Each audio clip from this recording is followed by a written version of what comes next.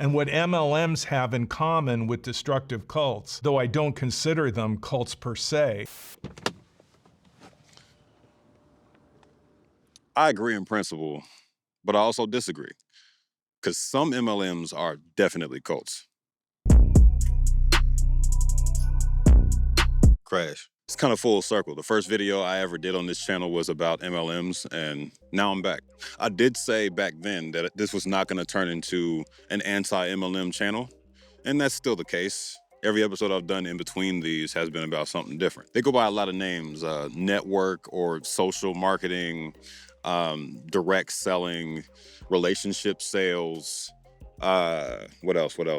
Referral marketing, product-based sales. I think that's probably the most ridiculous of them. MLMs are pyramid schemes that sell products to disguise the scam. They basically send income up the chain as more recruits are brought on. They're only legal because they lobby really hard and the government is getting a piece, like every other industry. Now, let's define a cult. A cult is a system or a group of people practicing excessive devotion to a figure, object, or belief. There's 3 primary characteristics of a cult, right? And these are the ones that we're going to judge the MLMs by. Totalitarian leaders. The Heaven's Gate cult had 2 leaders, so it doesn't necessarily have to be one, but they do need to have totalitarian power. They're usually an object of worship, which is also something we saw in Heaven's Gate. If that name doesn't ring a bell, basically that was a cult where 30 plus people killed themselves because they thought that leaving this plane would take them up in a literal spaceship to transcend to another plane. They tend to have a lack of accountability for their leaders, no financial transparency or very limited financial transparency, and a very low tolerance to any critical questions about the cult, how it operates, how they do business, how they set their rules, etc. They really don't like that shit. The second element, they have identifiable techniques of coercive persuasion. Coercive being the key word there. I think all organizations have techniques of persuasion, but what makes it coercive is usually forcing people. But that's the thing. The word persuasion wouldn't be there if they had to be forced to do it. Nobody is forced to join an MLM, just like nobody's forced to join a cult. People don't willingly join cults. They join what they perceive to be a movement or a belief or a group of people that they think are dope. You could say the same thing about fraternities, and I joined a fraternity, and fraternities are said by some to be cults, and so are sororities and Masonic orders and things like that.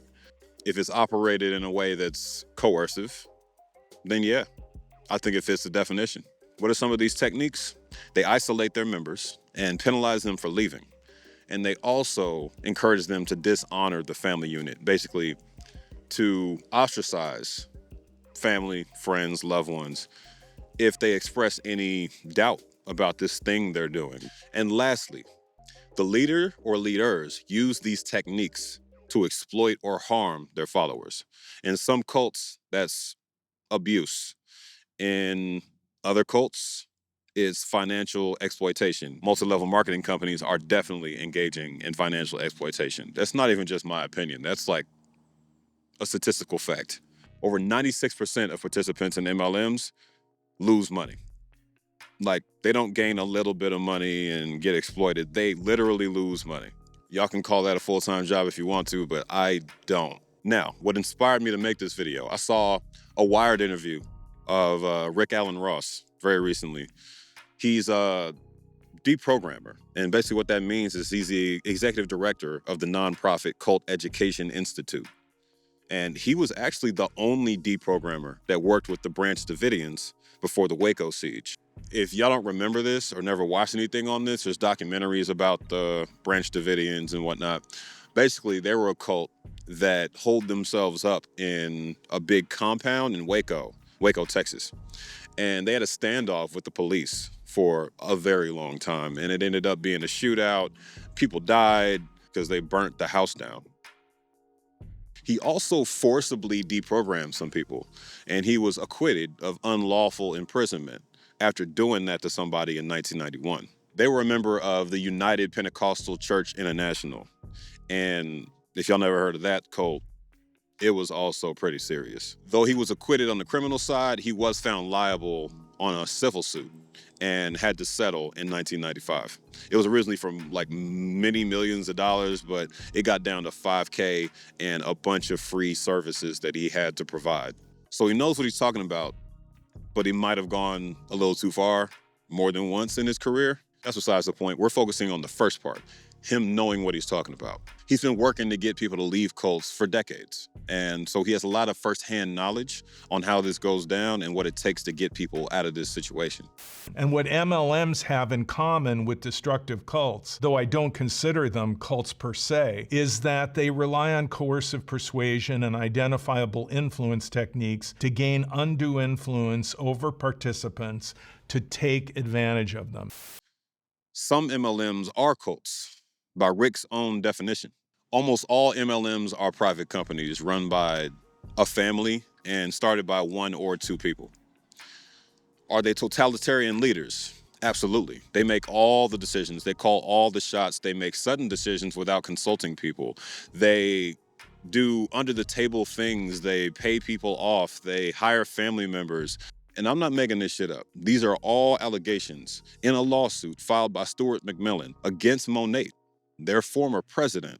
He defended the company for years and filed this suit this year, leaking all the secrets. I'm gonna read this because I want to make sure I get this right. He said the Urdanettas operate the company more like a cult than a legitimate business. Liken them to a mafia family running an unprincipled syndicate designed to unjustly enrich themselves. He cites a hostile work environment and says employee complaints or complaints of the independent market partners, AKA the people who think they're running their own business but are really 1099 contractors with Monat, are handled with skepticism, criticism, and retaliation. What does that sound like? McMillan alleges they maxed out credit cards, racked up a $50,000 bill on room service in a hotel in Dubai, which is nuts. Hired their family members and friends to ghost jobs where they didn't do shit but got paid anyway, and paid them under the table. So, if we believe the former president of this company and what he has alleged in court several times with corroboration from this article that I have on screen right now, then yeah, totalitarian leaders checks out. Moving on, coercive persuasion. Again, no one is forced to join an MLM, but people don't choose to join cults either. People don't join cults. They join movements, groups that they think are very good. And MLMs are pitching themselves as a way to become successful, to provide for your family. They choose to join something that either gives them a sense of purpose, is a movement, or is a promising opportunity. That's literally all MLMs are about. They dangle this opportunity in your face to make money, to support your family, and to change your life. And then they dump on you all kind of like mandatory Zoom calls and motivation speeches and mindset preaching and literal preaching, because they're all like, most of them at least are based on Christian ideologies. I've seen countless Monat calls on these anti-MLM YouTubers videos that mention Christianity directly and praise God. And this is not from people who are independent market partners, even though they do it too.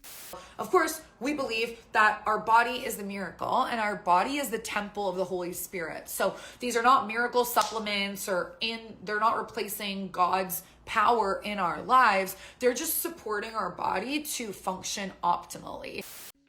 It's actual like official speakers on behalf of the company. It's company leadership themselves. They rope God into it a lot. And as a person who's not very religious, it stood out to me very, very, very strongly. So where does the coercion come from in MLMs? It's financial and it's social. As I mentioned before, you got to recruit people who recruit people who recruit people. So you have what's called an upline when you join the company. That's the person above you that's ranked higher, right? Ultimately, there's a few uplines at the very top of the company that started the recruitment first. So they're the ones making the real money, but I digress. Your upline is going to be on your ass about not working hard enough if you don't hit your monthly quotas, because you not hitting your quota hurts their rank. It prevents them from ranking up steadily and climbing that ladder and becoming a quote unquote boss babe. Most of the members of MLMs are white women, and that's how they came up with terms like that. Ironically, their leadership is usually male. So I don't know why y'all can't see that this is a scam. The upline will tell you that you're struggling because you don't work hard enough and you're not motivated, when in reality, you just didn't join 5 years ago like they did. Them and their speakers try to hype you up enough to ignore logic and gaslight you, essentially, into being down on yourself for not being a good enough salesperson. They push you to either convert or ostracize your family and friends. If they question why you're in this multi-level marketing company when you had a decent corporate job or even an administrative job that would have paid you more over the course of a year, much less 5-10 years. I'll give you a specific example of something a market partner quoted that really had me shaking my head. I'm going to get to the headline of this caption in a little bit, but for now I'm zooming in to this 1,334 six-figure earners stat that she dropped. If you're working for this so-called global powerhouse that only has less than 1,500 six-figure earners in the whole company, you are in a pyramid scheme. Here's a bunch of other jobs where you can earn six figures with only a bachelor's degree.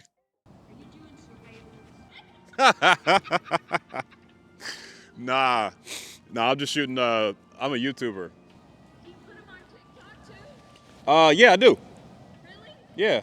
My TikTok item that is hard to get your hands on. Put you on there so I can follow you. I wish I Have a good one. I'm Annette. Nice meeting you. Cam, nice meeting you. It's a nice lady. Everything Monat says is a misrepresentation of their intentions.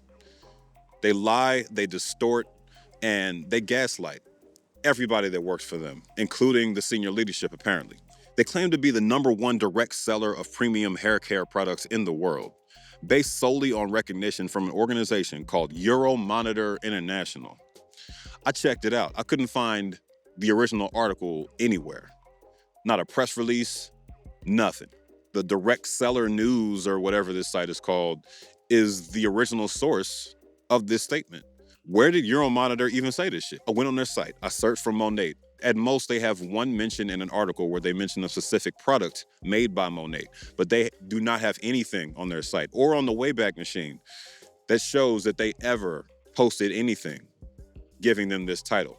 So either they were so embarrassed of it that they scrubbed it from the internet, or this shit never happened. And why am I getting all excitable about it? Because all their market partners and Monat Europe or whatever, they posted this shit and bragged about it. And they all put it in their captions over and over and over. That's where I got the quote about 1,334 six-figure earners from, because they just listed all their accolades underneath that fucking lie. I'm open to being corrected. If you can find the original article, send it to me. This is just one thing that they lied about, but they lie all the time. They say they're the #1 direct seller of premium hair care products in the world. They added premium to try to make that true because nobody else claimed that. If you remove that one word, it's extremely false. They don't even crack the top 4. They were selected by the Beauty Awards this year too, which is in Canada, and it's essentially a money printer for Fashion Magazine and these other Canadian outlets. I did my homework and then I did the math. It costs 650 Canadian dollars to submit an entry for that competition. Since there's 125 winners, there's at least 1,000 participants, at least. Multiply 650 Canadian dollars by at least 1,000 applicants. Yeah, this one competition bankrolls all of these magazines' staff for a year at least, and they hold this every year. Very dope presentation though. I love the color palette and the models.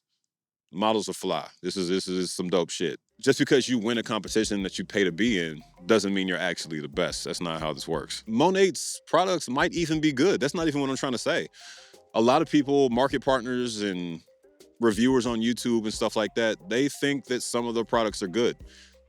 MLMs have good products sometimes. The fact that they make a product that people tend to like does not mean that they're not a pyramid scheme. Their products can be popular, but it's not the main source of revenue for their market partners. Recruiting other people who recruit other people who buy the products themselves. As soon as they get dropped, that's where they make their money from. Monat comes to these conventions and announces that they've dropped a bunch of different products. You know who's most excited about it? The people who are supposed to sell the shit. The people who are supposed to buy it haven't even heard about it yet. And they're talking about sold out, or we already sold this many bottles. Of course you did. You sold it to the salespeople. Check this out. They were selected as an Oprah Daily Editor's pick, which, yeah, they paid for it too. Just because Oprah's name is attached to something doesn't mean it's not also payola. They paid to submit it. They paid. There's a whole like multi-step process to get featured in O Magazine. Look, this lady is even offering a paid course for $1,000 on how to pay to be in Oprah Magazine. They use all these coercive tactics that I just listed to exploit their followers financially. And we've satisfied all the criteria for an MLM to be a cult. To go even further, these MLMs are a closed social club. They might be big and they might rope in minorities and celebrity spokespersons and things like that. But ultimately, it's all about your network and having a following before you even start. So if you don't have clout, you're not going to end up on top of these multi-level marketing schemes because you're not going to get the invite to join the pre-sales or pre-launch founders club or whatever the it is for each MLM. And if you just join at the bottom after it's already launched, you're already too late. You're too late to build that chain of people. And this is why you see people hopping from MLM to MLM. They take their customers with them. They take their market partners with them, which is the same thing.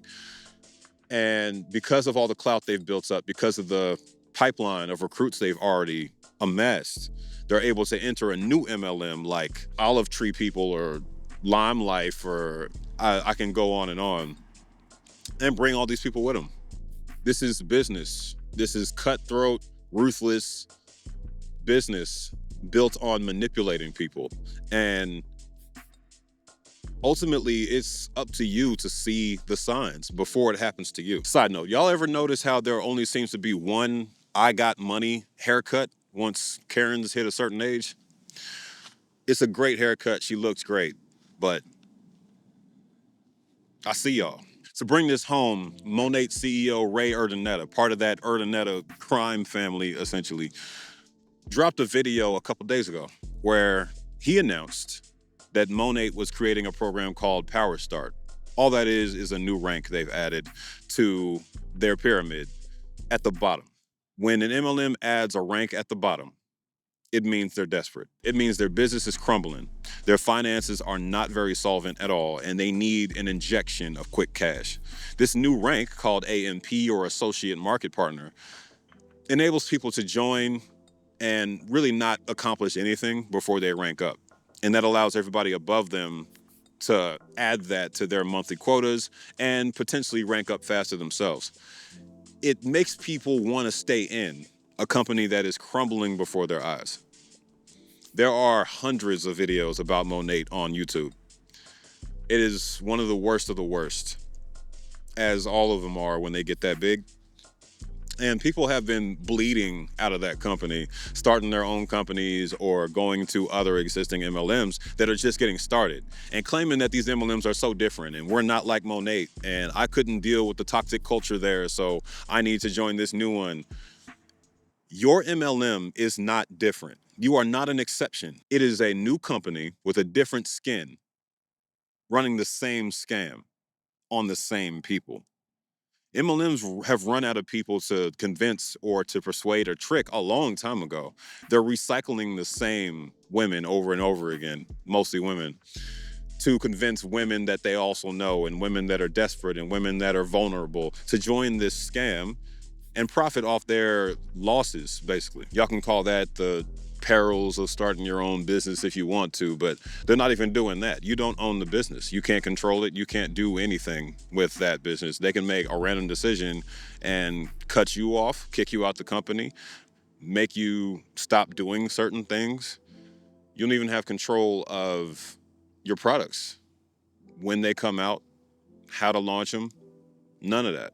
You get told everything. It gets sent down the line. You don't own shit. If your company rewards you more for recruiting people than it does for selling the actual products, it's another scam. I'm not saying anything different from what a lot of anti-MLM creators have said already.